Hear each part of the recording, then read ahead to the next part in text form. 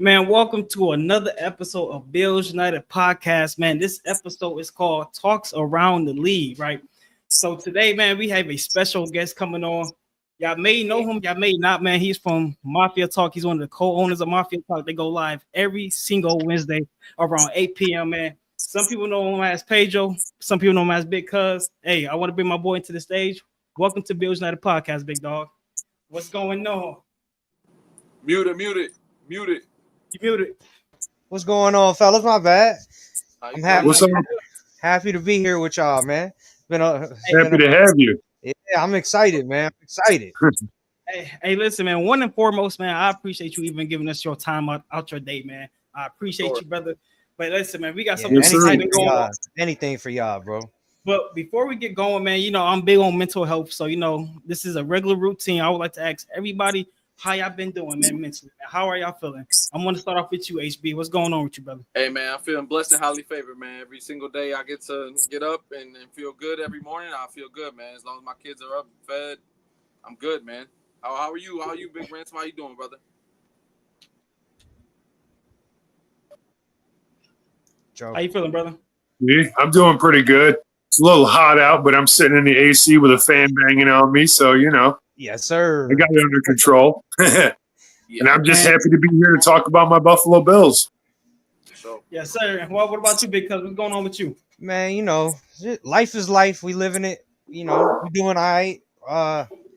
Mamba mode, baby. Just push through. Keep pushing. Hey, man. Keep tunnel pushing. vision. Tunnel vision. Bro. Keep pushing. I'm gonna keep it a buck, man. I feel good, man. As long as I wake up, I got shelter over my head, man. I got food to keep me fed, and I could wake up and talk football with my brothers, man. It's always a blessing. It's always a great day. But now, with that being said, man, let's get this show started, big dog. Hold on. The NFL released top 10 running back list. Where did James Cook rank? Right? They dropped this list within the last 24 hours, and I would like to get your opinion. So now let me bring up this list for top 10 running backs. And we're going to go through this list. Bam. So now, how we're going to do this is, I'm going to go through 1 through 10, and I want y'all to agree or disagree if y'all think James Cook should be above or below this specific player. All right? So, number 1, Saquon Barkley. What's your thoughts on that? Do y'all think that's correct? Oh, yeah. Correct. Oh, yeah. Yep. What about Derrick Henry? Yep. I actually think you could put Saquon and Derrick. Like it don't matter 1 or 2. I think they can miss. Yeah. What about Jahmyr? Yep. Yeah. What about Jahmyr Gibbs? Yeah, I agree with that. He had a hell of a season. He's up there. I get, but it's debatable. Debatable. What about B. John Robinson? Yeah. He had a monster year. Every down back, yeah, definitely. All right. So what about Christian McCaffrey? See, he was hurt last year. So is this just a year-to-year basis, or is this like overall? Definitely. It says for 2025. So. Oh man, it's those injuries for me, bro. Because if we're just going off of the 2025 season that we just had, Cook's got to be in front of him because he didn't play. Yeah, he really didn't play. But like talent-wise, if we're just judging it, then I'm okay with it. Yeah. See, I'm gonna keep it a buck. I think that's BS. Because for one, the man has not been healthy. He probably played 4 or 5 games last year. Yeah. He do not belong on this list right now. Honestly, that's just my honest opinion. I think he has to reprove it now. Especially off them big injuries. He has to reprove it. So in my opinion, Christian McCaffrey should not be on the top 10 list. It's going to be hard to prove it getting up there at age 30. Yeah, so, and especially with San Francisco losing all the players they losing. Like, yeah, he's gonna be relied on even more this year. So that health is gonna be like paramount for him to be healthy this year. Yeah, because honestly, this could be a break-it-make-it season for him. Yeah. So, in my opinion, I don't think he belongs on top 10. I believe James Cook should be over Christian McCaffrey going into the 2025 season. But now, with that being said, what y'all think about Josh Jacobs? That man's a bad one. Listen, you know what? I'm gonna say it, man. I think I'm going Cook over Jacobs, man. I'm going Cook over Jacobs. Oh, I'm gonna be straight up with it, man. I think that Josh Jacobs had a lot of goal line touchdowns and everything, and he's a good runner and all that. But at the same time, James Cook just did too much. 16 touchdowns, and then the year prior to that had 1,100 yards too. Granted, if we weren't up by so many points, he probably would have had more rush attempts and probably would have been north of 1,100 yards again this season. And I was looking at his stats, and I'm thinking, how did he just get to 1,000 yards? How did he just get to 1,000 yards at the end of the season? But it's because we're up like 2 possessions every game, sometimes 3. And they're feeding. They feed Ray Davis too. Ray Davis is eating his carries. And Harry, I ain't gonna lie, you make a good point. I wasn't thinking about it. James Cook has 16 or 16 or 17? 16, right? Yep. Okay, so just imagine if he, like, Josh eats up a lot of his touchdowns too, rushing. You know what I mean? Yep. Like, so if we had Love, Cook's touchdowns might even be more because Jordan Love don't run like Josh. No. So I actually, at first, off camera, me and Kenny were talking about it. I was agreeing with it, but then you made that point. I agree with you. Cook should be over Josh Jacobs. I agree. So now that being said, James Cook is 8. So we already picked 2 players that he should be over. So James Cook is currently 6 in our rankings. What about Jonathan Taylor? Another injury from he could have been ranked higher had he stayed healthy. He probably could have took Bijan Robinson's spot. Because when Jonathan Taylor's on point, he's on point. Yeah, he is. Think about him because he plays for the Colts. He's him. He's a problem. Yeah, he's definitely him. Yeah. He's definitely him.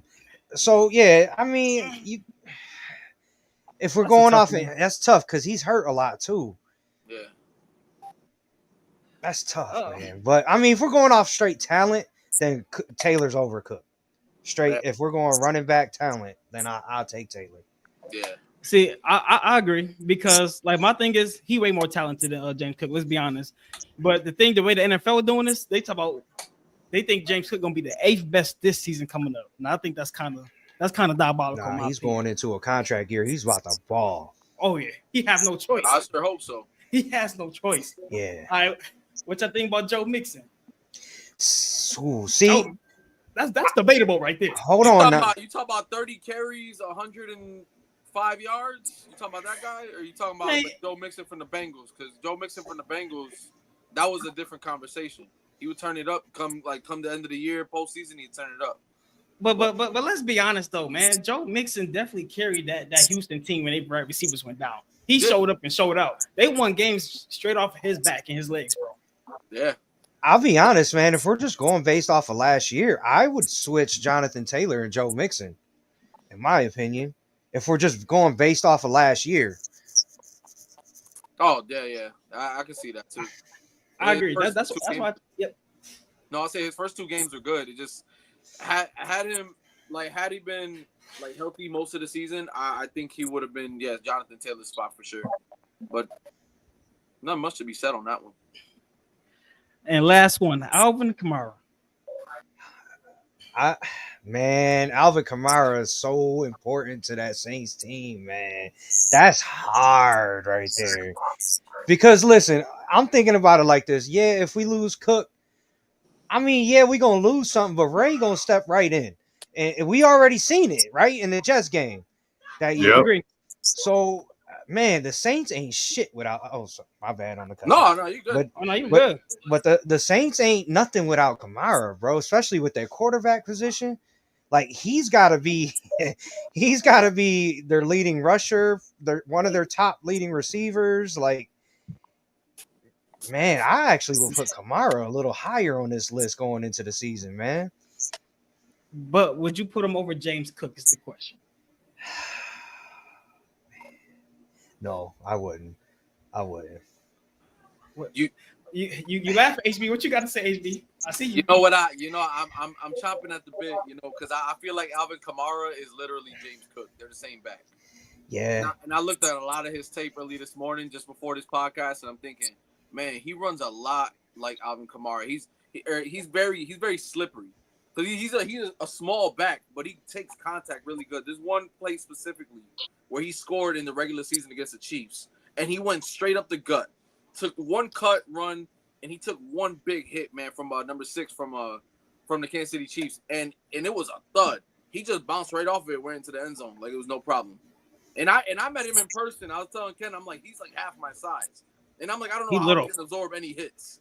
And he took some licks last season and was still able to bounce off them hits. So it's just like Kamara, where he doesn't lower his shoulder. He kind of just runs straight at you and then stops his impact, lets the guy run at him, and then the guy completely absorbs all the hits, and that's what it is. So I think that they're the same running back, just used differently at a different rate. See, I would disagree just a little bit, because Kamara can get you 80 to 90 receptions if you wanted him to. I don't think Cook can. I don't think Cook can get 80, 90 receptions. Kamara's capable. Great point. He's capable. Okay. So what's your thoughts on that, Joey? I would switch James Cook with the running back from San Francisco, McCaffrey, and then I would take Kamara and I would put Kamara in James Cook's spot. Because for me, Kamara, he's got power. Like, he's built for power, where James Cook is more of a finesse running back to me. Okay. Yeah, I would probably have Cook in this list. I'd probably move Cook up to 6 if it was me. I'd move him up to 6. Maybe 5. I wanted to say something real quick about Jahmyr Gibbs, because him being number 3, I get it. He's talented, and if he was the lone back over there doing all the carrying, like number 1 and 2 are, I think it would justify him being number 3, like solidified number 3. Now, he's another split back carry guy, just like James Cook is.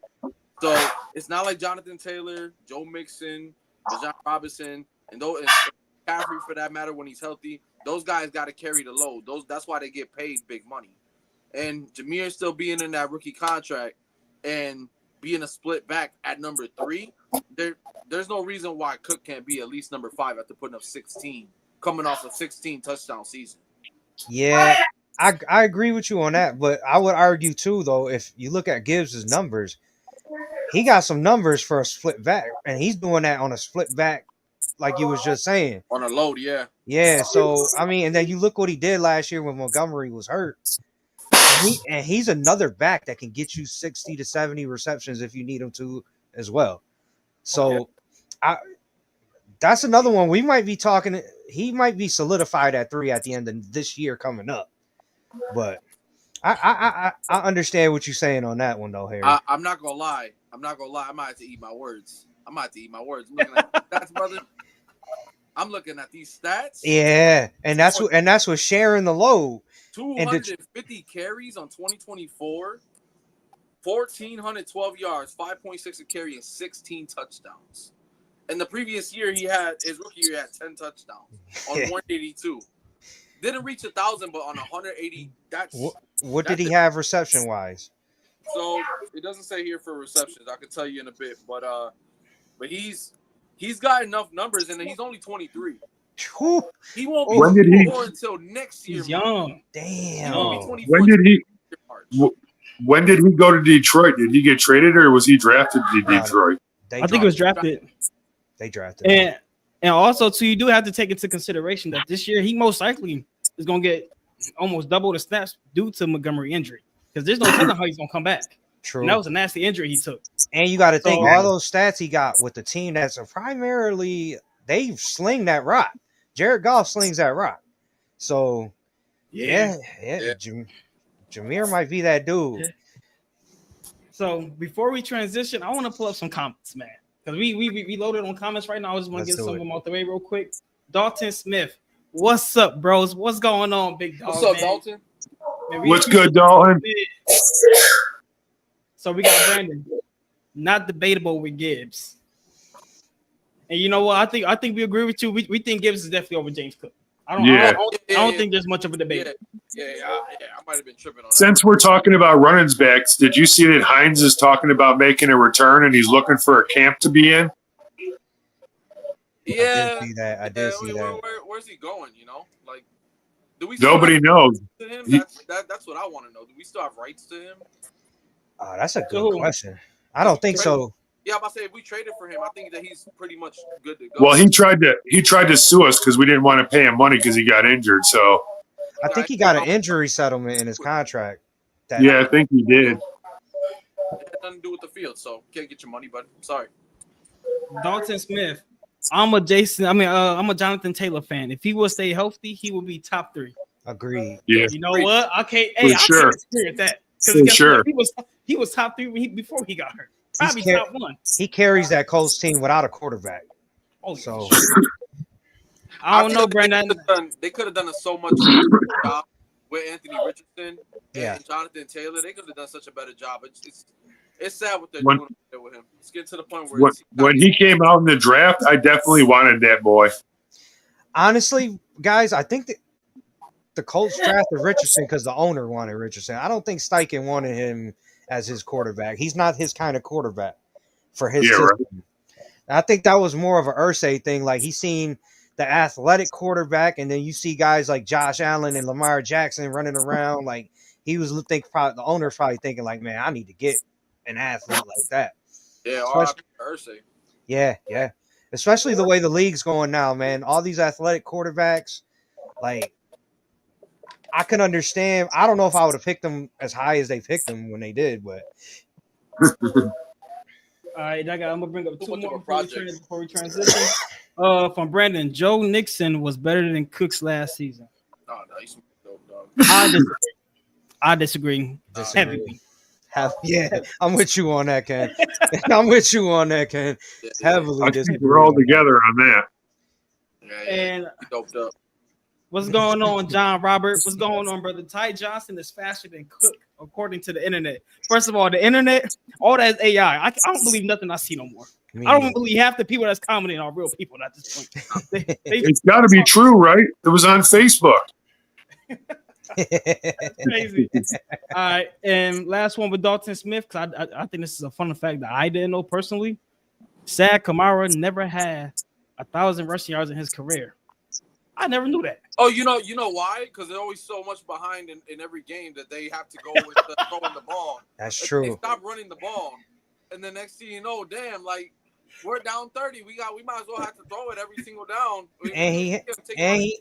He had Mark Ingram when Mark Ingram was Mark Ingram too at the beginning of his career too. Yeah, so it was a problem. They were a problem back in the day. Yeah, that was definitely the dynamic duo. But check this out, right? Some more news that came out earlier this week. Sean McDermott, according to PFF, is not a top 10 coach in the NFL currently. So now I have to pull this list up because I looked the list over earlier, and there's some disrespect on this joint, bro. It's some disrespect on this list. Highly. So even though I know Didn't I see Kevin Stefanski on this list over? Yeah, man. Yeah. Come on. I'm not gonna lie. We about to crash out on this. And yes, I talked myself about Sean McDermott, but this is a whole other level. This is a whole different level right here. All right, let's go to the first one. That's a no-brainer. He can't beat him, so yeah. He's definitely number 1 right now. See, I'm gonna tell you right now, I disagree with number 2 already. Oh, me too. Already. Yeah. This is a problem. This is ridiculous. Look, he's only getting that number 2 spot because he had Drew Brees all them years in New Orleans, and he got 1 ring. Man, I don't want to hear that nonsense, bro. Man, I don't want to hear that shit. He is not a better coach than Sean McDermott. And then only that, wasn't he just allowed back in the league? Yeah, 2 years ago. Yep. Yeah. And what have he done? Because if from our recent memory, he came to Buffalo and died in the divisional round. Yeah, sure did. And I'm pretty sure the team that we spank every damn year put up 70 on their ass. Come on, bro. They did. Holy crap! I forgot about that. Murder. Yeah. With your boy that went to the Super Bowl. The boy that cooks all the time. Let him cook. Russell Wilson. Russell Wilson. Yeah, let's ride. Yeah. Right on the bench when Jameis Winston comes to town. I'll tell you that much. Yeah. It's gonna be. Yeah, I strongly disagree with Sean Payton. Yeah, I think that's crazy. Sean Payton's there, Sean Payton's there for BS reasons, Sean McVay. Yeah, you keep that. You keep that. Yeah, you could keep I'm about that. to say it's debatable, but He's up So, there. I can't He's really say falling much off. about that. He went from winning the Super Bowl to losing depth, falling off, having a losing season, and then going and rebuilding in the same season with having like little to no draft. And let's be realistic, boys. I don't know how you feel about it, but if there wasn't that much snow on the ground, the Rams might have beat Philly in that playoff game. Nah. Dude, I don't know. Dude, they looked like they were coming to fight, man. Stafford was not playing around. Yeah, man. He was not playing First of around. all, I think Stafford is one of the most underrated quarterbacks in Yes, the damn sir. league. Yes, He sir. is him. I don't care what nobody say. But I actually did have him. I did have the Rams upsetting the Eagles. Yeah. So I kind of do agree with you. I did have him upsetting the Eagles, but that snow, Man. as soon as that snow came down, they ain't know what That to do. snow was an equalizer, bro. And look, and they still almost won that game in the snow, though. That game went to overtime. Like they still almost won that game. Yeah, they still got Let me- some team, man. I seen that man get knocked down, shoulder out of place, finger broke, went to the sideline, fell on the ground, and said, "If you need me to throw, I can throw." And the man went back in. That man can take an ass whooping in a half and still keep on ticking. He's like a Timex, bro. Yeah. And he threw the game winner after dislocating his shoulder. That's too. right. He sure Yeah. did. Matt Stafford's definitely him. He's built like that, bro. Yeah. Hell yeah. Next one, I disagree. I disagree with disagree John too. Harbaugh. He's not better than Sean McDermott. Nope. We beat him almost every time we've played him. How the hell is he better than Sean McDermott? Come on, man. Get the fuck out of here with that. We knocked him out the playoffs twice. First of all, we make it further than the majority of the times. Mm-hmm. And the only thing, like, let's be honest, Mahomes is our kryptonite, but McDermott and Josh Allen is their kryptonite. They can't beat us. The playoffs are the Ravens' kryptonite. They just don't. McDermott. Can I ask a question? Yeah, go ahead. I want to know what you think before I say that. Before I say what I want to ask. Go ahead. What you think? No, I was just gonna say, I think Harbaugh gets the 4 spot based off of reputation alone. Like I don't like it because like we were just saying, McDermott beats him when it matters. And bro, you've been in Baltimore for what? Damn near 20 years, right? Like almost 2 generations, 2 decades. So Yeah, I mean, been for 20 years. right now he's basically that high on the list based off of reputation because they ain't done shit since when they won the Super Bowl in 2012. Yeah. Ray Lewis's last year. Yeah.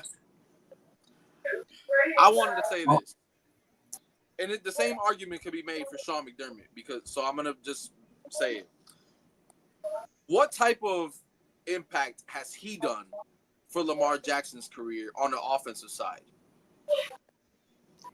Was it him or was it Todd Monken? I just think Lamar's really good. Tom Munkins. I think Lamar's really good, and I actually thought this is a knock against Harbaugh because for how many years did he leave Greg Roman in at offensive coordinator, which in my opinion kind of held Lamar back a little bit. So, I mean, to me that's kind of a knock on Harbaugh too. Yeah, it's one of those things where, as a mobile quarterback, you have somebody like Greg Roman that could maybe babysit you the first couple of years and get you going. And I think that they were maybe a year late in having them transition into a guy with a more pro-style passing offense like Todd Monken. So I think that having him be a little late to the party post MVP season, I think that would have been perfect for him. This is like when they lost. This is when they had J.K. Dobbins rookie year. Like at that point, they should have turned it into a pro-style offense. And they were a year late for that. I want to say one thing too that I in my opinion is a knock against Harbaugh. Right, a couple years ago when they went to the AFC when they hosted the Chiefs in the AFC Championship game, you only scored 14 points, and I'm going to tell you why. Because John Harbaugh allowed them to get away from their game plan, which got them there was running the rock, play action passes. And they decided to let Lamar drop back and throw the ball 30-something times. Like you gotta have a knock against you when you completely go against your game plan that got you there, and you don't score no points after. What was it like? They scored 14 and then they ain't scored no more the rest of the game. You held the Chiefs to 17 points and you couldn't win that game at home. I'm begging for my defense to give me one of those performances. I swear to God, bro. I'm begging. If we get one of those performances, we in a Super Bowl at some point. Oh yeah. All I know is Sean McDermott has taken us to the championship game 5 years in a row, and I've never seen anybody like Hardball do that for them. And they built around Lamar Jackson when he first got there, which Buffalo didn't.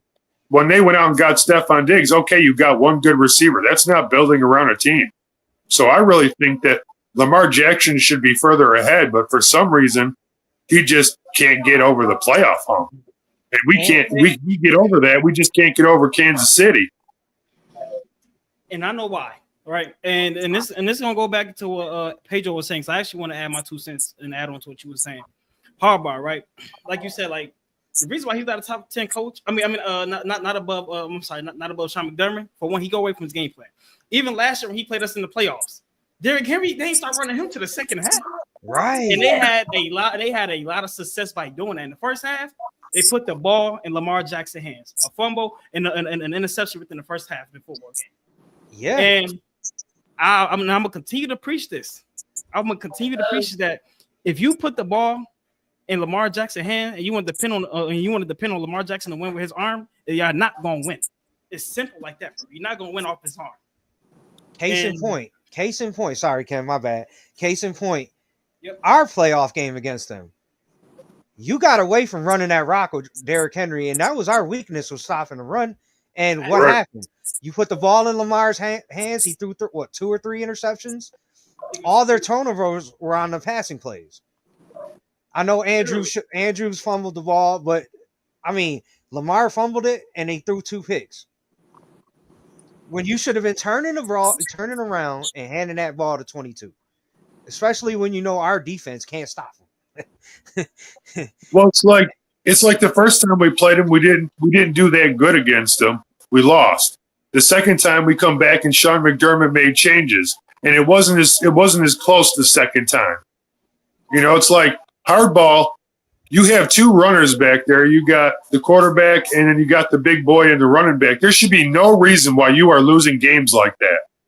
I mean, with those 2 powerhouses back there, when they were running, they were shoving the ball down our throat, and then all of a sudden, you just stop. Now, to me, that's a bonehead move as a coach because I'm going with my bread and butter, and I'm running this all day. Yes, sir. I'm going to make you stop it. I want to see you stop it first. Just like Miami. When they ran all over us that day, we couldn't stop them. They just kept running. And also, I want to add one more thing. When the Ravens had played Pittsburgh the week before, and Derrick Henry had 200 yards, you keep feeding him because he got momentum and he had the hot hand on that football team. Mm-hmm. You took that fire away from him when y'all came to Buffalo. That's on you, coach. That's not on your players. That's on you, coach. And like people, you could probably make a debate for Sean McDermott. Oh, we don't show up our defense don't show up, but our defense be hurt. There was nothing wrong with that team when we played them. Sean McDermott, we struggle from injuries. We have an injury curse during that time period of the season, year in and year out, outside of last year. So it's like, yeah, Sean McDermott, our defense don't show up, but we be hurt most of the time, bro, on key players. So it's like, you can't say that, but in all reality, you really can't because they're 2 different circumstances. So I think Sean McDermott should be over John Harbaugh, in my opinion. Hey, man. Sure. And speaking of the Steelers, who is next on that list? I'm about to crash out. Mr. Mediocre himself. My God. Mr. 8-8 himself. As Terrell Suggs told Skip Bayless one time, what's 8-8? That's mediocrity. We don't expect that. We know all about that. He's number 5. You get away with going to the playoffs with Mason Rudolph and get blown out by the Bills, and this dude not even in the top 10? Bro. You get away with signing a 50-year-old quarterback in Aaron Rodgers, and you won't tell me that he a top 10 coach? That's not a top 10 move, brother. That's based off of reputation. Yeah. you a paper champ, man. You out here living off of 08.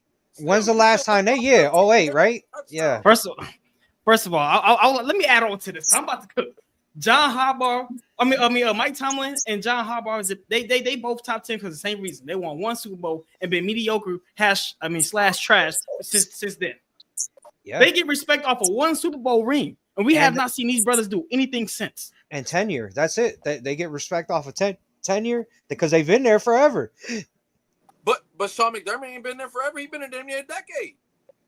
Yeah, it has been almost a decade. Like if he were to win one Super Bowl, if that's the case, right? He wins one Super Bowl, right? Because they're obviously both there because of longevity. Is Sean McDermott not number 2? Or say number 3 if you want to switch McVay and him in the list? Dude, you talk about consistency and like reloading every year on a small market team. That is not easy. You ain't LA. You're not Pittsburgh. You're not any of these teams, dude, like that have cap. We're a small market team. In 8 years, he's brought us to the dance. He brought us to the playoffs. He gave us a shot. And we're going to sit here and act like he's not top 10. Over the next guy that's on this list. The next guy on this list that just comes in and out when he wants to. The ones that wants to steal signs in college. The ones that want to run the C offense in 2025. I think he's a better coach than his brother, though. I think he's a better coach than his brother. He is. As far as revolutionizing the game with his offense, yes, because he could still win with nothing. And the thing is, on defense, he had one of the toughest defenses to play against with the 49ers when he was there. Now he goes and he's like with a scrap team in a stacked division. I would put him lower in the top 10, but he's still a top 10 coach. Yeah, for sure. He's still a top 10 coach. Like, and this is the argument that I've always had. If it's not Sean McDermott and we get him out the house this next year, if we don't get it done, then who are we going to replace him with? And that we all know in our minds, we got Joe Brady, we got this and that. But are we starting over or are we gonna change it? You know what I mean? I got a good name for you to throw out there, just depending on what this team does next year. If San Francisco decides to tear it down and rebuild, does Kyle Shanahan still want to stay there? That's my guy. Kyle Shanahan. You're right. Or does he want to come to Buffalo with a stud quarterback that could run his offense and run it pretty good? Now that's what I'm talking about. I threw this out to my buddy Scott off camera one time. Shout out to my boy Scott. And he and I had the same type of conversation where it's like, okay, he'll get you to the dance probably with the talent we already have. He'll pull a John Gruden and get us to the dance, right? But then is he going to get it done? Because everywhere he has been, he hasn't been able to get it done. But Josh is the type of quarterback he has never had. Mm-hmm. So that's the argument I had on my end, where it's like, yeah, Kyle Shanahan is a guy that could be out the door that's still in the top tier coaches. But are they gonna restart? You know, are the 49ers done with Shanahan to that point where they're gonna scrap it? It's not that far off in offense we do already. We kind of run a run based offense now, like Kyle does. So he comes in and he'd be good. And if you give Josh Allen just that West Coast style of offense too, my God! I mean, Shanahan took 10 picks a year. He's throwing less than 10 a year. Shanahan took the 49ers to the Super Bowl with Jimmy Garoppolo and Brock Purdy. Come on, man! Imagine what he could do with Josh Allen. According to Debo Sanders, they're a stacked team and they're the best team in the league, according to him. Oh, Devo's in Washington now. Yeah. Oh. Yeah, he got traded for grapes. Huh. Yo, I know Maybe this is he's talking topic, about. but watch out for them Commanders, bro. Jaden Daniels is him. Jaden Daniels is him. Did I not tell you, Ken, that he was top 5 last year? Harry gave me 5 right now on my list. Harry gave me a prophecy in the beginning of the year, and I ain't believe him to the end of the year. It came true. Yeah, top 5. Yeah, he's 5 on my list of quarterbacks. Just all right. I was gonna look after this year with all that tape. That's what's really gonna show. Mr. Kyle Shanahan. Yeah. Hey, listen. Kyle Shanahan, I believe he needs to be higher on this list. I agree. He needs to be higher on this list. 100% agree. He should be in the top 5 at least. I was subbing for Tomlin. I would sub him for John Harbaugh too. Yeah. Oh yeah. Yeah. He should be. He should. Honestly, he should probably be number 2. Because outside of Andy Reid, who else won the Super Bowl outside of the Eagles? I like McVay. McVay's good at 2 for me. Yeah, McVay. I like McVay at 2. I don't know. I kind of like Kyle more than McVay. I'll put McVay at 3. Why? I'll put Kyle at number 2. They both got the same amount of ring. Well, Kyle don't got a ring. See, Kyle don't got it. Why you got Kyle number 2, man? The reason why I have him at number 2 because I love the way that they built their team. I'm a fan of his offensive style, that restaurant style. He know how to build around a quarterback. Like you say, he went with Jimmy Garoppolo. Let's be honest, he's an average quarterback, and Brock Purdy, one of the most overrated quarterbacks in this damn league, next to motherfucking Lawrence, overrated. And he got this team taking them to the Super Bowl with these quarterbacks.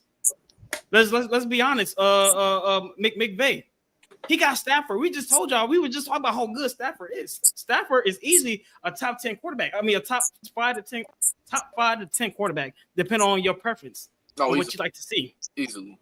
You know what I mean? So it's like they have 2 different calibers of quarterbacks, and quarterbacks is the most important position. So I feel like Kyle Shanahan, he built a better team, but McVay have the most important piece, the better piece, in my opinion. So I think Kyle Shanahan is number 2, and McVay is number 3.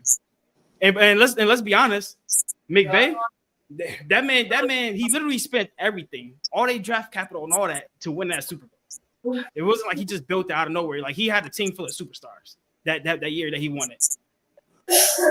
He did have Aaron Donald. He He had a team full of superstars. He had a Triple Crown winner. He had got the linebacker from the Seattle Seahawks. Can't remember his name. Bobby Wagner, Von Miller. That team was stacked, bro. Yeah, Leonard Floyd on the other side. Come on, bro. Jalen Ramsey. They had Jalen Ramsey at corner, and the other corner was good too. I can't remember his name, but the other corner. They on had the other Eric side. Weddle at safety, and they had Taylor Rapp on the side too. Yeah, that team was stacked. You're right. That team was stacked. Yeah. So that's why I think Kyle is above him, at least in my opinion. But now let's get to Nick Sirianni. I think this one is very interesting. You know what? I want y'all to go. I'm gonna just get this dude off my damn list, man. You know damn well that he was carried by his offensive and defensive coordinators a year prior to that. And then if the fan base didn't tell him what to do, he was gonna keep doing what he wanted to do. He needed to stop it. If it wasn't for that Browns game where they was yelling at him like, "Run the damn ball, dude! Just run the damn ball." They were damn near losing games, dude, because they were sitting out there out coaching themselves. Listen, I agree with you, Harry. Nick Sirianni was blessed. That Eagles defense is stacked. And then he's got Jalen Hurts, who's a really great quarterback. Yeah. And you got 2 number 1 receivers, because I don't care what nobody say. Devontae Smith will be a number 1 receiver somewhere else. So you got A.J. Brown and Devontae Smith, and then this past year you got Saquon. Like, yeah. And not to mention, got one of the best offensive lines in the league. And not to mention the NFC East sucks. The NFC East sucks. So you pretty much got 6 wins a year. Yeah. Come on now. I ain't gonna lie. Those some valid points. You know, sit there and call him number 8 over. Man, get out of here, man. It's only because McDermott. Only because he got 2 rings. That's it. That's the only reason. That's why it's the reason. Listen, he got 1 brownie point with me. He beat Brady in the Super Bowl. That's the only brownie point he got with me. With Nick Foles. Yeah. You gotta give him that. Philly legend. Yeah. But with that being said, because I know from your initial reaction, are y'all kicking him off the top 10 or y'all gonna keep him on there? I don't care where y'all gonna rank him at. Is he off the top 10 or is he still on there, in your opinion? I think he's still. I think that he's in there, but a little higher. Just a little. I'd switch. Well, McDermott's at 12, right? I'm switching 11. Oh, yeah, I wouldn't be mad if that was reversed and like McDermott was in the top 10 and Sirianni wasn't. And I ain't gonna lie, I have to pull up this one comment before we go to the next coach because I think this is blasphemy from Dalton Smith. Mike Tomlin is better than John Harbaugh. I think that is blasphemy. I don't think it is. I don't think it is. I don't think it is either. I think it is. You can say why though. You can say it why though because you the guest, bro. I'll give you. Well, honestly, for me, it's more of John Harbaugh already. When he got hired by the Ravens, they were already good, right? And you could say the same thing about Mike Tomlin, but we've seen Mike Tomlin go like Kenny said earlier in the show. He went to the playoffs with Mason Rudolph. he got to the playoffs with Duck Hodgins as quarterback. Who the fuck is Duck Hodgins? I don't know who that is. He not in the league. I'll tell you that. I mean, where Harbaugh, he had Flacco, and Flacco was him in the playoffs. He always came up in the playoffs, and then they got blessed with Lamar. So I mean, I know we say Mr. Mediocre, but he's been handed a bunch of mediocre quarterbacks since Ben retired. So for him to be able to keep the Steelers at least in playoff contention or in the playoffs every year, like I gotta give Tomlin the nod over Harbaugh. Yeah, I personally think that. Well, I can second that. You know, and I actually looked up Doug Hodges right now to see where he's at. He's currently sitting next to his dog in the couch somewhere in Wisconsin. My man's not even playing in the CFL, bro. That's how you know that Mike Tomlin has a formula of winning and knowing how to get to the playoffs in such a tough division. You know, and not for nothing. I've seen like Cleveland play, and I've seen Baltimore. They're tough, dude. It's a tough division, and even if Cleveland sucks, they still find a way to have in those division games. It's a fight. Listen, it's not both of them boys better look out because I'm telling you right now, Shador gonna be that guy. And Cleveland got a defense. All they needed was a solid quarterback. Yeah, that's a good. I agree, but I still disagree with y'all boys. I'm gonna tell you why. Because I think you just said something to me, Pedro, that I totally disagree. You was like, what you say, Mike Tomlin? He was handed bad quarterbacks. No, I said he was handed bad quarterbacks after Ben retired. After Ben, you know what that sounds like? Bill Belichick. After Tom Brady, he was never anything. You can make that argument too. So now with that being said, guess what? They passed up on Shador and got Aaron Rodgers. Guess what? They passed up on drafting quarterbacks. They want to get an old Russell Wilson and try to bring him back from the damn dead. That's what he do. He want old quarterbacks. He want that pocket passer. You in old times, my boy. Yeah. It's time for you to catch up with the times. That's your problem. Yeah. So in my opinion, nah. I think John Harbaugh gets over him.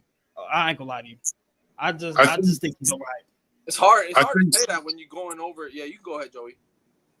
I think Sean McDermott's either 7 or 8 because if there's not a Super Bowl on your record, how are you better than him?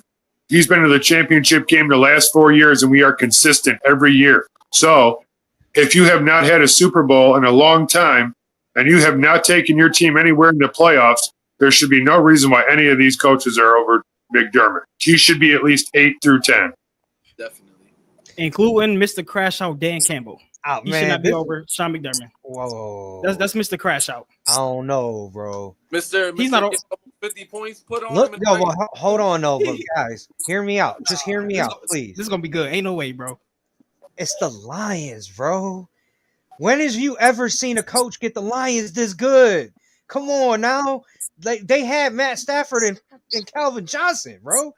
And they had one good year. It's the Lions, bro. The Lions. Yeah. Was it him? Or are we gonna see it this year when they lost Aaron Glenn and Ben Johnson? We'll see. Actually, that's a great point. Great point. Because they had a dream team staff over there. I mean, yeah. we know that we'll see this year. You see, great point. Yeah. Great point. The coach from the Lions is a good coach, but he's also their worst enemy because his calls are very controversial because there were calls last year that cost him a game, and one of them was against Buffalo. Yeah.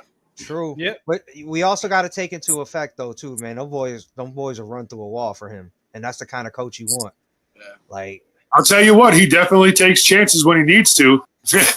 Listen, I wish Sean McDermott had some of the balls that Dan Campbell has. Right. Yeah, throwing Deion Dawkins out there for routes or something like that, something crazy like that. Right. And I love the way he is too. You know, if you hit us in the knees, we're gonna get down, but we're gonna get back up. Then we're gonna bite off a kneecap, and you're gonna hit us and knock us down again, and we're gonna bite off the other kneecap. See, I like that. Yeah, that's fire.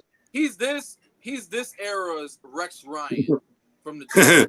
Yeah, that's a great comparison. He's got that fire that you want to run through a wall for, and it's hard to find.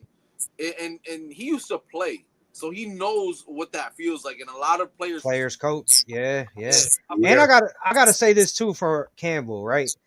In the Chiefs game with us, when we were on that 3rd and 1, 4th and 1, this dude Campbell probably would have lined up Deion Dawkins or one of our big guys and handed it to him as a fullback to get that 1 yard. Yeah.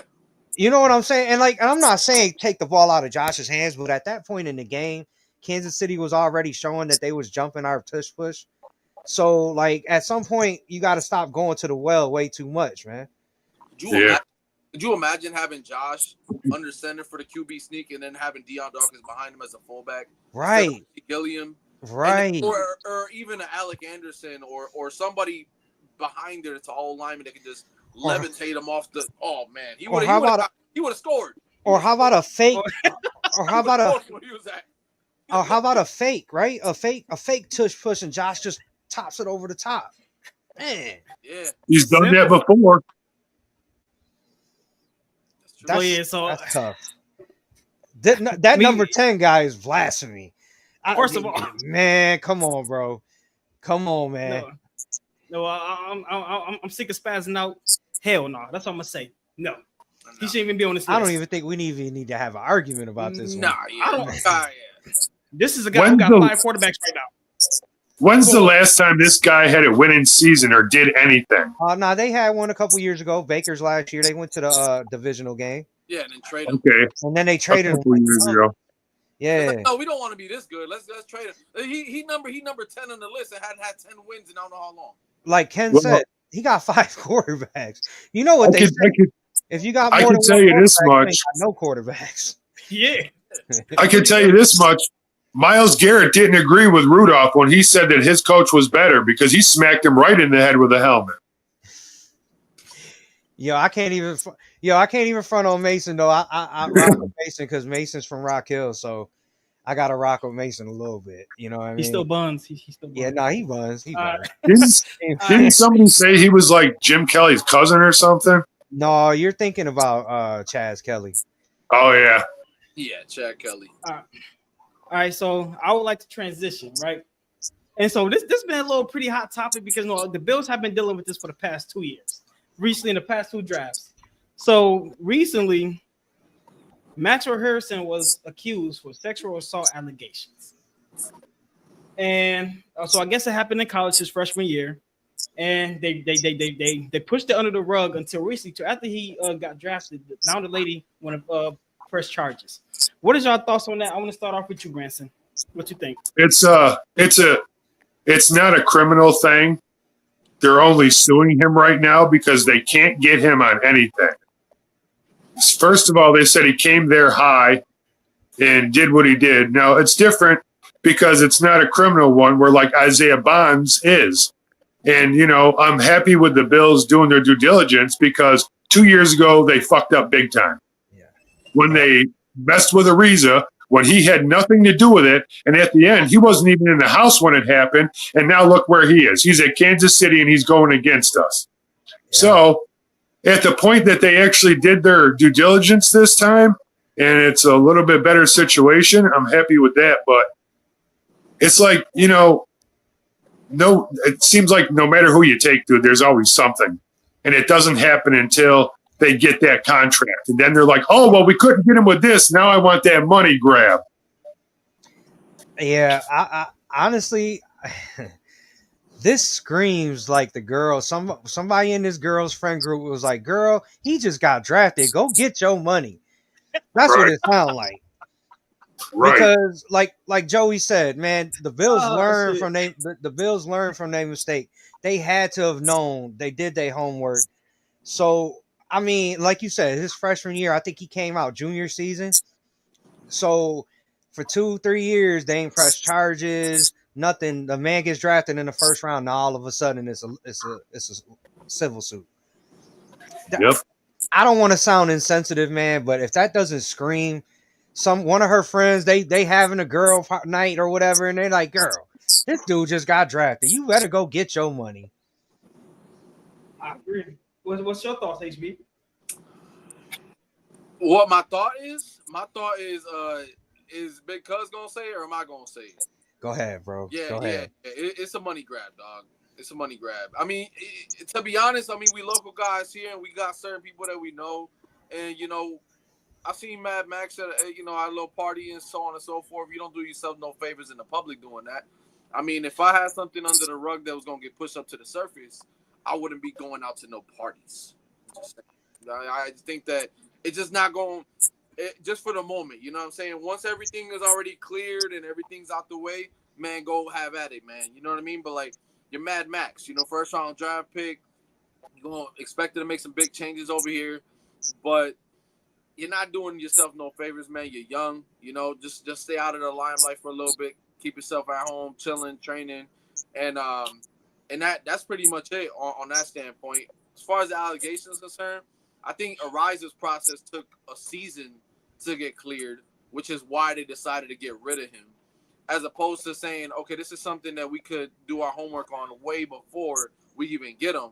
And then once we know it's not that serious, then we can go ahead and punch our ticket and go get him. So that's my opinion on it. But I think it's a money grab. It's the same type of deal. You get touched a certain way in your shoulder. So we've been there. We all seen that. We all other athletes. It's happened before. It is what it is. All right, so I want to get my thoughts on that, right? So I have two parts, right? Make it real quick.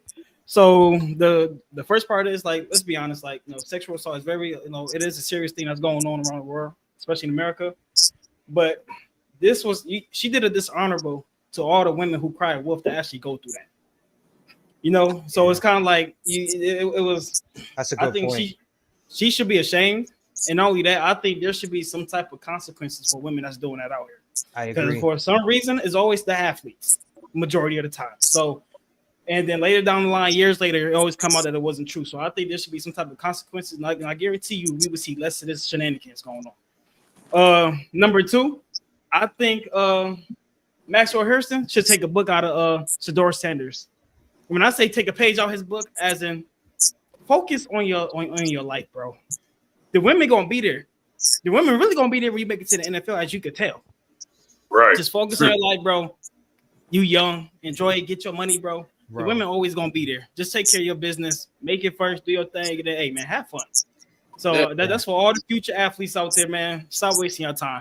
9 times out of 10, even if you are with somebody, as soon as you make it to the NFL, y'all gonna leave them for somebody else. It happens all the time. So just focus, get your life together, man. Hey, I want to add something to that though. A wise man once told me, you can lose a lot of money chasing after girls, but you'll never lose girls chasing after money. Right. That's facts. John Robert, Brandon is behind Max and said he wouldn't be invited to the combine if allegations were true. That's a fact. Exactly. Because Brandon Bean said, go ahead. Oh, no. That's all I had to say. Brandon Bean said that there is zero chance that this is true. They have talking to students, teachers, the person who runs the school, the dean, and everybody else, and they said that this is not that type of person, and there is 0% chance that any of this is true. Yeah, NFL scary. They got plugs like you would never imagine. They'll talk to you a little bit if they get the chance. Talk about FBI. FBI, trust me. They're part of NFL. They got millions of dollars invested in you. They go and do the research. Bro, you don't think Sean McDermott and Brandon Bean know where Josh Allen is at all times? Man, they got a tracker on that boy. That dude is the franchise, man. Like, when he tells you, man, listen, I'm going to give you all this money, it's for a reason. He's like, dude, we got a guy that's like a couch potato. He will not do anything to, put any blemish in his reputation. So, shoot, he can get ready to go parasailing off the back of a boat. And they're like, nope, Josh, hey, we already see you. We already know where you are. We got you on camera. Get out of there. Yep. You don't see that dude playing no basketball. They telling Josh, you see that guy driving your boat? He's with us. He's letting us know. He's with us. So check this out. So this was like a blockbuster trade, right? Miami and Pittsburgh have made a big trade throughout this week. Who do I think won a trade out of Miami and Pittsburgh? Neither one of them. Both bums. Neither one of them. They're both bums. Please tell me what either one of them has done in the last 5 years. Homeboy talks, oh, I'm going to get Josh. I'm going to intercept Josh. I'm going to do this to Josh. Guess what? Josh made you look like a freaking idiot, you dumb motherfucker. Okay? And then you go get Minkah Fitzpatrick. The best thing he's ever done was play for Buffalo. So to me, it's a wash. Neither one of them is better than the other. One of them's old as dirt, and he ain't getting no younger. And the other one could be potentially better, and he just as happy with being in the middle. Wait, when you said Minkah Fitzpatrick played for Buffalo, what do you mean? Wasn't he in Buffalo before he went to the Steelers? No, he was in Miami. He was in Miami before he went to. They traded him back to Miami. Oh, this ain't Ryan. This is the guy that catches the. Yeah, you thinking about Ryan Fitzpatrick? Yeah, Riley. Throws the picks, the one that catches them. Yeah, I thought we had a corner named Fitzpatrick or something like that. But I could be wrong. We got a guy close to him. His name is Kyrie Elam. Oh my God! Yeah. Oh my goodness. Good luck, Dallas. Good luck, Dallas. Anyways, I would say for me, just based off the trade, I think Pittsburgh won because I did not know they had Darius Slay. So now you add Ramsey and Slay, and then Jonnu Smith is the perfect tight end for what they like to do. So as far as like in a football sense, all that trade did was make Miami even worse, in my opinion. So just off of default, I think Pittsburgh won that. Yeah, I think honestly, in my opinion, I think that Pittsburgh won it in one way, but then Miami won it in another. So with Jalen Ramsey's contract, he's got $26.5 million, and the Steelers are gonna take the brunt of that. So I think it's only $7 million that the Dolphins are gonna have to pay. The Dolphins are 30th in the league as far as cap space, and the Steelers are 15th. So they have the leverage to be able to do that. So I think that they took an experienced player, they traded him because he lacked production. And we see this from safeties that are getting older and they start declining. You see that with Jordan Poyer. He's a big name, but very declined as far as production. And that's one thing that you can trade. You can trade production for another guy that's productive, but what you can't trade is the leadership. And Minkah Fitzpatrick is one of the leaders on that defense. And to see Cam Hayward's response when they said no, they didn't just trade Minkah Fitzpatrick. Now, Minkah Fitzpatrick is one of our leaders in the locker room on that defense. So, mind you, he didn't make as many plays as he would have. It's everybody around him that's eating because of him. You know, he's one of those guys that signal calls as well. So, it comes with a territory. As far as Jonnu Smith, it's a perfect match for him being with Arthur Smith again in that offense. I don't really like Arthur Smith as an offensive mind, but hey, whatever is going to get you by, I think, it's one of those. Fired by week 4. I'm calling it now. Week 4. Rodgers is going to be like, I hate this guy. Get him out of here. Oh, yeah. I think it worked out for both teams salary cap wise, but other than that, I think it's just trading one player for the other because they're both decent. I'm not saying they're bums, but it's like, don't come at Josh Allen saying you're going to intercept him all the time and then look like a fool after the game when he made you look stupid. Jalen Ramsey still hasn't beaten Josh Allen. Knock on wood. Still hasn't beaten Josh Allen since he's been here in his career. Wherever he's been, has never beat him. And I'd be damned if he comes to Pittsburgh with that freaking. It's just an old ass team. I'm just gonna be honest with you. Bro. Dude, Darius Slay, good player, old as hell. They got Joey Porter Jr. too. He's getting age 31. Jalen Ramsey's never played with a cold weather team. He went to FSU, went to the Jaguars, went to LA, went to Miami, and they played most of his time in hot weather. Now he's gonna go to Pittsburgh where it gets cold after late September, early October, and he's gonna be sitting there with a shiesty on and his hands in his pockets. Cold. Guaranteed. He's gonna be cold, and he's gonna be zesty too with it. I think I forgot about him being so zesty over there, man. Stop playing with me. All right, so I want to put my 2 cents in. In my opinion, I feel like overall, both teams did not move the needle in any way, shape, or form. Yeah, I agree. They still gonna be in the same spot. Miami's still gonna be fourth in the division. Pittsburgh still will be fighting for a playoff spot. It didn't change anything, but I do think Pittsburgh overall will benefit more due to TJ Watt specifically and that defensive line. Meaning quarterbacks are just going to have to get that ball out earlier, and we're just going to hope they cornerbacks. It's going to help that defense, but also too, I've been seeing rumors that what's his name, Jalen Ramsey's actually going to be playing safety and not corner. Oh, that's barbecue chicken. So I mean, hey, it may not be true, but it's definitely rumor inside the Steelers camp that they traded him at safety. Good luck. Yeah, he hasn't even played 100 snaps in his NFL career at safety. But most old cornerbacks usually go to safety towards the but end you of their got to be career. willing to hit. If you're gonna play safety, you got to be willing to hit. Is he willing to hit? Yeah, and I'm talking about good cornerbacks that could play zone coverage. This guy's a man corner. Everywhere he's been, he's a man corner, and he only gets interceptions on zone coverages when it's like 3rd and 19. That's where he made his bread and butter in Miami. So if you go back to his highlights, that's pretty much what it was. Let me pull up the comment real quick. Do I agree? Dalton Smith. It was definitely. It was a worthless trade. Nowhere. Both teams are going nowhere. Right. So what does it matter? Yeah. I mean, yeah.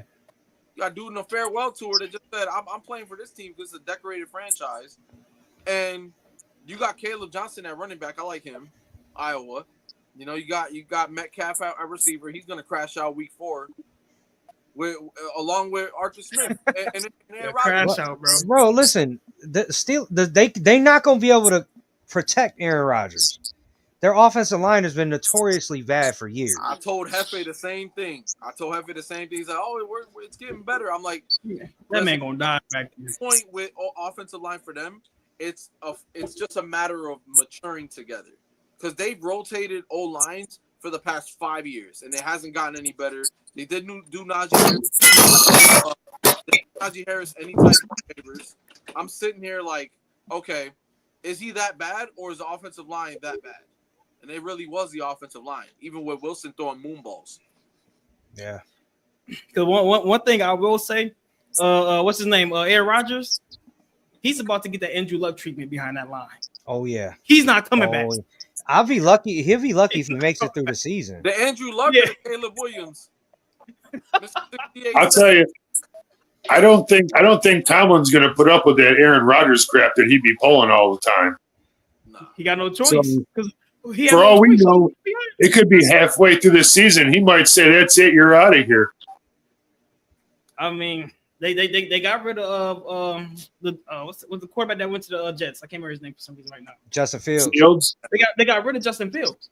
I thought that was the plan. You ruined it. So who's they backup quarterback right now? I bet you don't. Nobody know. I don't know. Oh, you talking about the Steelers backup quarterback? Mason Rudolph. Yeah, it's over. It's over. And I'm gonna be honest. I'm gonna shout this out now before it gets started. I think Will Howard's gonna be something to play with. Yes, sir. I wanted him. I told you this. I wanted him to be the backup in Buffalo, and he's a late round pick. They literally have the same type of size as Josh Allen. Big hand quarterback. Won a national championship. Champion. He's decorated. Dude is decorated. Play for Ohio State. Ohio State quarterbacks, though, for some reason, do not plan out in the league. CJ Stroud pretty good. He's the only one. He's the only one. Yeah. I'm pretty sure he didn't play in Ohio State his whole career, did he? Yeah. Did he was there. Oh, yeah, okay. Well, I stand corrected. Yeah. He's one of the only. He's the only one. Because I mean, Cardale Jones when he played for us, he didn't pan out. And that was another strong arm guy that didn't pan out. Rest in peace, Dwayne Haskins. Rest in peace. Haskins was on the wrong squad, and Ryan wasn't all right. I feel like if he would have went to Steelers his rookie year and it had developed or something like that, maybe he's one of those spread offense type guys back in the day. God rest his soul. Justin Fields, crap. As far as like being in a crap situation, yeah, but he's a Georgia kid. Not a crap player. He's crap situation. Play for the Bears. And everybody goes to the Bears. It's over with. You might as well just carve it up. You're not going nowhere. But aside from all that, I just think that we're getting to the point where how will I say, like, Pittsburgh and Miami, I'm freezing up, guys. So they fighting for third place in their division. Yeah. That's basically what both teams are doing. Because I think Cincinnati gonna have a bounce back season. And I honestly, bro, man, we sleeping on Cleveland and Shador. That's what I think he's gonna do, bro. I'm telling you, I'm a little higher on Cleveland than a lot of people right now. I like Cleveland, but I would definitely say this before we transition. I think everybody's sleeping on my boy Jackson Dart for the New York Giants. Yes, I think he's the best quarterback out this year, in my opinion. Jackson Dart, be on the lookout for him. I heard it here first on BillsUnitedPodcast, man. I want to say something too. I know we weren't talking about this team, but yeah, Joe Milton gonna end up taking over for Dak in Dallas. Oh, me and him. I would have liked to draft him to be a backup in Buffalo too. Joe Milton gonna take over for Dallas. Don't get me started on Joe Milton, man. I said, listen, not for nothing. He was going to be better than Drake May. And I only said that messing around, and I'm like, yo, listen, man, not for nothing. He's going to be a problem wherever he goes because it's not going to be New England. You can't keep him locked up for 4 years. Somewhere. He could throw the ball 80 yards down the field flat-footed. Right. Yeah. He's got finesse when he plays. He's got grit, man. Yeah. You can't find that a lot of quarterbacks nowadays. Yeah. John Robert, I 100% agree with you. Cincinnati have no defense. They don't even want to sign Trey. These guys going to be put in the dirt, my boy. I'm not going to lie to you. They never have a defense, though. They never have a defense. And guess what? They always start off slow. And every team in that division got better. So they had a good playoff spot again. I don't know, man. They had a good enough defense to beat us at home in the playoffs. Yeah, that wasn't their defense. That was our bad game plan that game. Yeah. All right, so let's transition, man. Do the Bills have a new rival on the rise? On the rising. I want to go first on this one. I think we have a bigger rival than the Kansas City Chiefs. It might sound crazy, but just listen to me. The Baltimore Ravens is our new rival.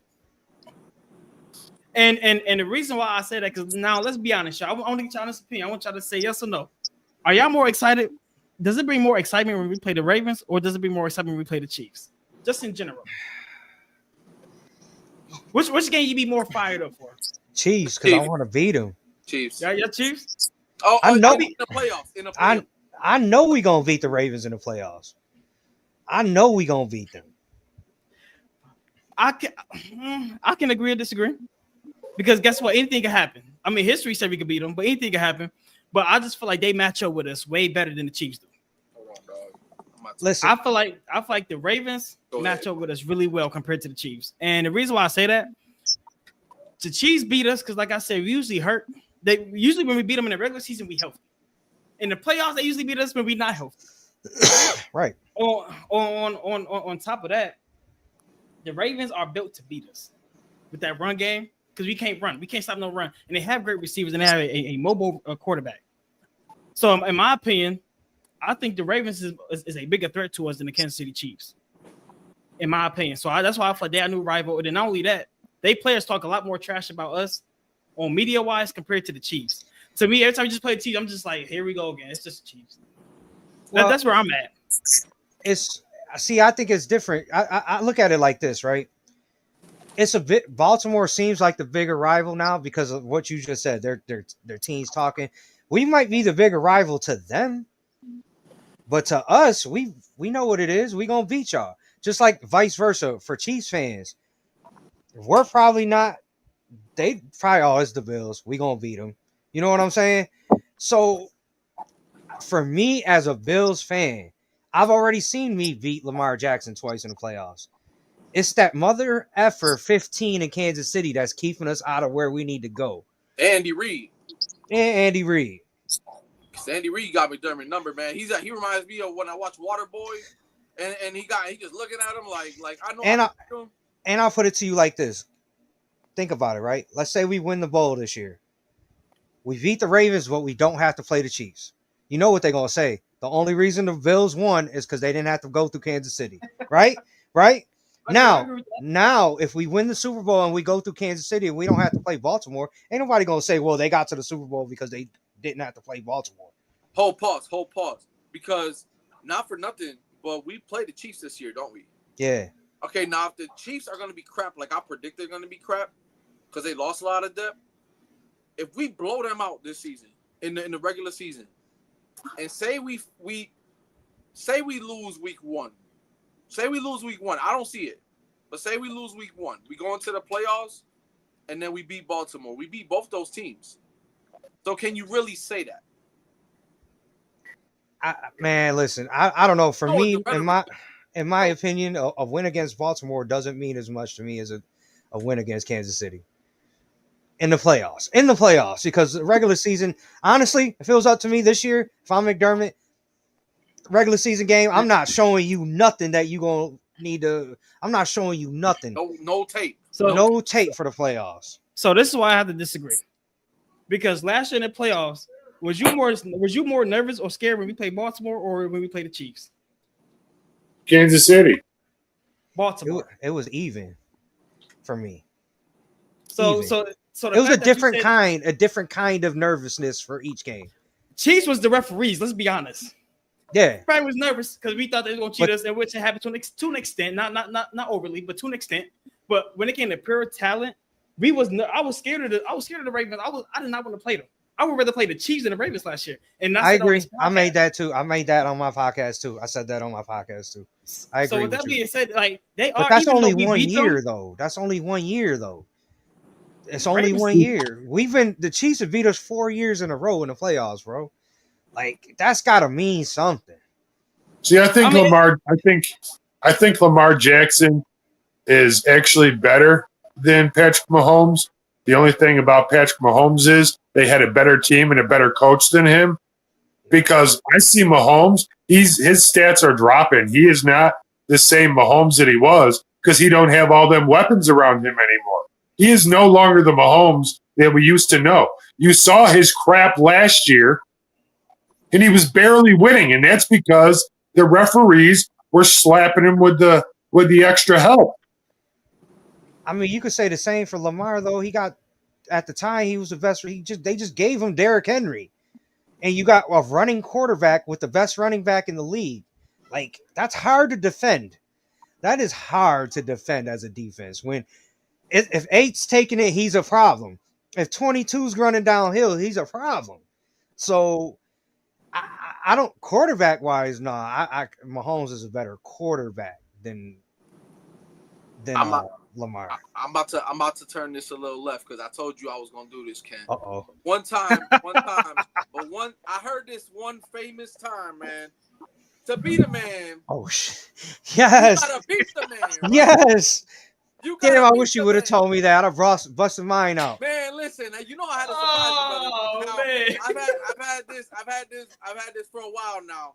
It's got my name and everything encrusted on it, and I was waiting for this, man. But to beat a man, you gotta beat the man. And Josh said that himself, and we haven't been able to beat the man for years now. So the next time you see me with this belt, it's because we beat the man, and we took it all the way. So, honestly, I would argue I'm more afraid to play Joe Burrow quarterback-wise. If we're talking about who you're afraid to play at quarterback. Oh, yeah. I'm more afraid of Burrow than I am of Lamar. It's more that offense than anything. Oh, yeah. Joe Burrow can take over a game by himself. He's a smooth criminal, man.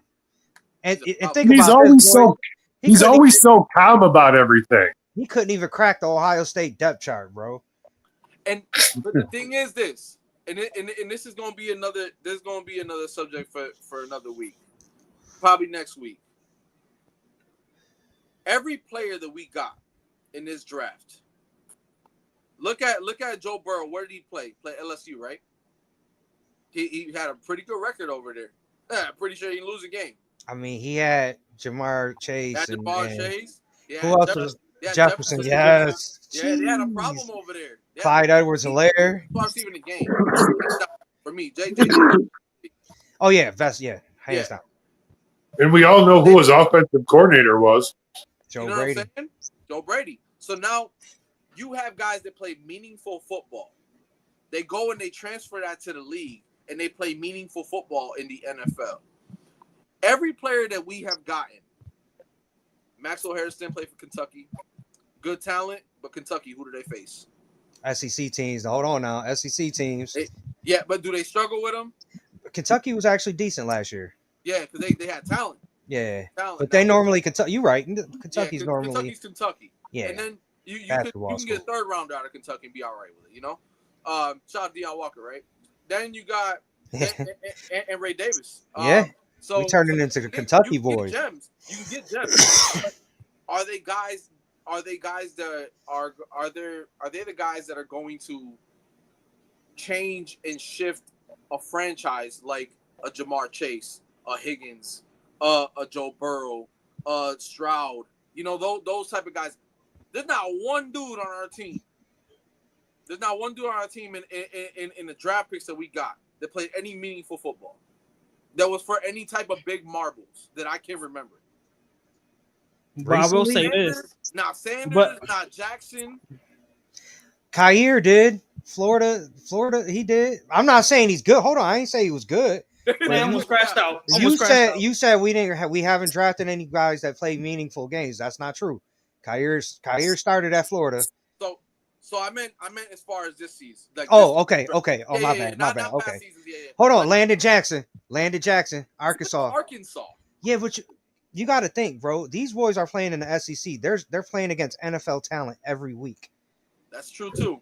So some guys have certain spotlight games, like Landon Jackson. That's right. He has like 1 or 2 games in that sleeper. 8 sacks this year, at least sleeper. Yeah, you know, get into that.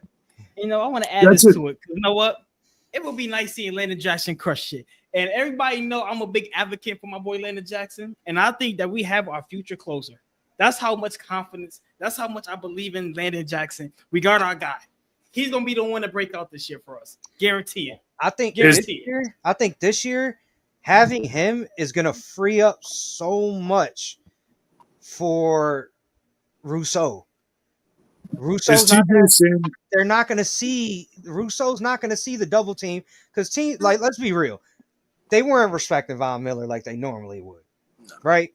So, and then you're not respecting AJ would come and have a couple good games and then he'd disappear for 4 weeks. He started with him. He was jogging off the damn line. He's jogging. And then too, Kenny, with your point too, I think Landon Jackson is going to be able to help keep Joey Bosa healthy too.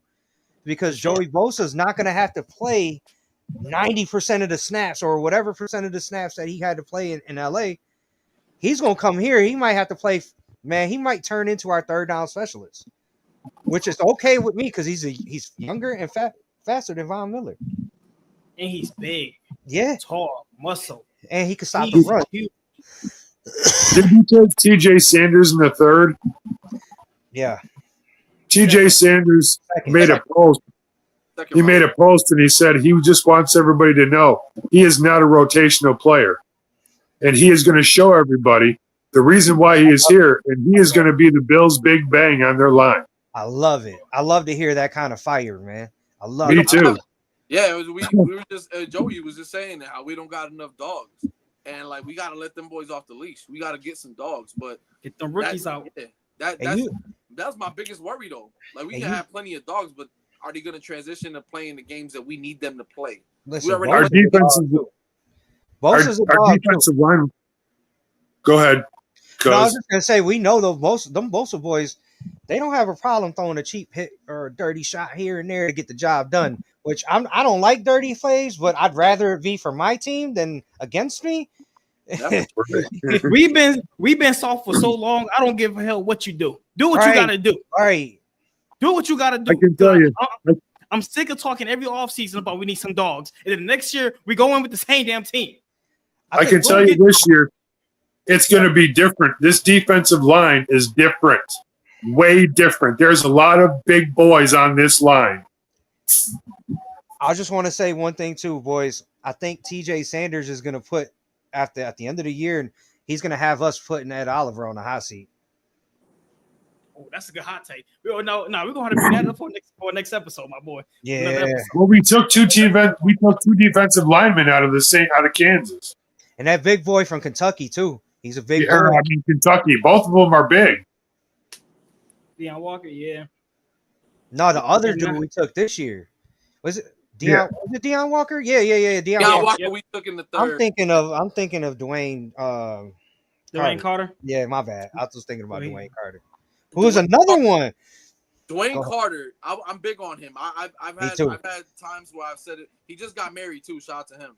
When he goes in there, he's gonna be the rotational guy for Ed Oliver, and then on the other side, it's gonna be T.J. Sanders. And you could put in once and this is where I'm salivating at the bit. You got Michael Hoyt that we haven't even talked about. Larry Ovinoji. He's gonna be like a Lorenzo Alexander type of player where you put him anywhere. Landon Jackson played the 3 tech. So you could put him in the inside. You get me excited, bro. We never had this much depth to experiment what Greg Rousseau would look like if he would go in the inside for one time. He did play defensive tackle at the U. You got dudes that can rotate everywhere. This is gonna be one of those rotational lines that is gonna be hard to strategize against them. It's gonna be disgusting. And don't forget Josh Allen, not for nothing. Josh Allen had a real hard time his first couple of days of training camp, though he got married and everything. He had a lot of trouble throwing the ball over the defensive line because they were so damn tall. He wasn't used to that. So yes, sir. That's something like 2 or 3 picks. And I want to add this before we transition is the fact that we forgot that we still got Larry and Hoyt. Yeah, we didn't even see them yet. Listen, let me throw this out there at you boys. What about a NASCAR package where you got Bosa, TJ Sanders, Michael Hoyt, and then you got Rousseau, or you put FNS in there. You got 4 DNs on 3rd and 15 just coming. In the ears back, and they coming. Ooh. That'll be disgusting. Dude, man, we got some talent this year on defense, man. It's going to make it easier for our corners, too. Our defensive coach is salivating about with all the players he's got that he can move around that line to all the different positions. Michael Hoyt even lined up against a receiver, bro. Don't sleep. He's done everything in the box. Don't sleep on Trey Day. I'm trying to tell y'all. Right.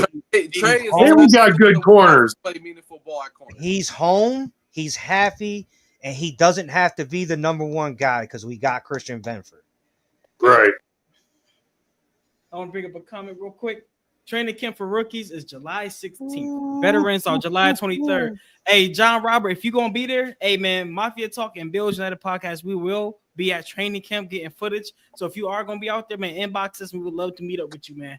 Definitely love to talk some Bills with you, brother. Hell yeah. So now let's transition to the last segment, right? So this is exciting, man. Josh Allen is finally ranked the number 1 quarterback over Mahomes. Do you feel as if it's deserved? I'm gonna go first because I got some business to take care of. But you know what? I'm gonna say it just like this. Your boy, it's well deserved. It's well deserved. Number 1, as far as this year, we all root for JA all day, JA-17. And at the end of the day, he carried a team with damn near no receivers. It's besides Shakir. And Shakir was in and out of the season. He was hurt. And then you had Turf Toe Samuel over there. If it wasn't for JA-17, we wouldn't have the offense that we have. We wouldn't have the hopes that we have for our team every single year. So shout out to JA-17 for sure. Shit, he turned Mac Hollins into a good wide receiver. Yeah. He turned Gabe Davis to a decent wide receiver. He just stopped playing with me. I'm not gonna lie. I'm finna flip this whole panel because I disagree. You ain't. I don't. Off for a second. Now you pissing me off. I don't. I disagree. And the reason why I say Josh Allen does not deserve it, and y'all know I'm the biggest Josh Allen fan. My whole room is Josh Allen. The reason why he don't deserve it because he did not get the job done last in the AFC Championship in that final drive. Was it him or was it Kincaid? Oh no, it was both. It was both because after day, or was it the defense? It was him because he didn't read the defense the right way and didn't go to the right side of the field. And they collapsed, yeah. He had Shakir on the other side wide open for at least 30 yards. And what he do the year before that, he threw a bomb to Shakir when you had Diggs right there for the first down. That could have took us to keep the field goal. Hold on. I will defend Josh because Diggs had just dropped a really important pass, like a drive or two before. I mean, but he was 5 yards ahead of him. We only needed 7 yards for a first down. That's true. You're right. Yeah, I remember what play you talking about. When he put up that stupid shit. Oh, look, I was this close. No, you weren't, bitch. You gave up on our team. You wanted to be out way before that. Maybe you should stay with Cardi B with that nasty trash ass. Oh, she got the trap. Oh, let me stop. In your pink powder. Whatever the hell you was trying to do. Put blush on. Put it on your lips because you're coming home from jail. I don't know what you're trying to do. He's trying to get them girls messed up. Trying to put clown makeup or something on? Come on, man. This is wild work. Okay. And second of all, Josh Allen hasn't made it to a Super Bowl. He's only made it to the championship games. But that makes this even more important that they put Josh Allen over Patrick Mahomes because Patrick Mahomes has Super Bowls. And if Josh Allen wasn't the number one quarterback, why would they put him over the guy who's won a Super Bowl almost every year for the last 5 years but one? Because you are watching a generational talent that you will never, ever see again in the NFL. You will never see a man like Josh Allen ever again. Ever. If he gets a couple rings, he could go down as the GOAT. Because 1 or 2 rings in Buffalo mean a lot more than 1 or 2 rings in San Francisco. One ring here, Hall of Famer. Yeah. He gonna have a statue at everybody's house. It would just one ring makes him the best quarterback in Bills history. So let me tell y'all, I always made this argument with Josh and Pat, right? I agree with the list off of one single point. Josh Allen can do everything that Patrick Mahomes can do. Patrick Mahomes cannot do everything that Josh Allen can do. And that right there makes Josh Allen better, in my opinion. Pat Mahomes ain't going to go have a 12, 13 rushing touchdown season. Pat Mahomes ain't going to go bowl over a linebacker to get the first down. He ain't going to go flying over a safety. I think Josh is better. He's just better. If you put Josh in Kansas City, they win just the same amount. And maybe even more. More. Do you know who has the most passing touchdowns in the league since Josh Allen got drafted? Josh Allen. You want to know who has the most rushing yards since they entered the league, since they got drafted? Josh Allen. So until you take him off that throne, Patrick, you can sit your little ass down and go home and coddle your children and think about retirement that you've already talked about. You and Kelsey can go be boyfriend and girlfriend together. Pat could just say, I got these, though. One quick thing I just want to say, though. Sean McDermott, Josh Allen, match made in heaven. Reason why I say that, Josh Allen been through, 3 different coordinators? Yeah. Yep. 3 different coordinators, right? Yeah. Same result. Never dropped. Sean McDermott, the whisperer. He puts the team on his back regardless. So, on a top 10 coaching standpoint, Sean McDermott is top 10. Sean McDermott's the whisperer. He can make any player that's average better. And Josh just came off having the number 1 offense with literally no wide receivers. Right. That's true. Case. But now with that being And the said, MVP. so I want to go through this one thing real quick. I just want you to answer yes or no. Does Josh Allen deserve it? Pedro, yes or no? Yes. Ransom, yes or no? Yes. HB, yes or no? Yes. Okay. I'm still no. But you know what? This for another episode. We're gonna talk about this on the next episode. He hit us with the okie doke. I thought he was out there. Hey, listen, we're gonna make sure we talk about this on the next episode. Hey man, hey, thank y'all for tuning in, man. Thank y'all for joining. Hey man, big cuz we appreciate you, brother, man. I hope we can see you next week, man. For real, man. So hey man, let us know if you be available. Hey man, thank y'all for everybody that's for tuning in, man. Tune in next week, Monday, man. Y'all know where to find us. Y'all know where to find Mafia Talk, man. We always here, we always around, man, every Wednesday. With that being said, man, we love y'all. Y'all be safe. Stay I just want to blessed. say one thing, and I just want to say thank you, Kenny, Harry, Joey.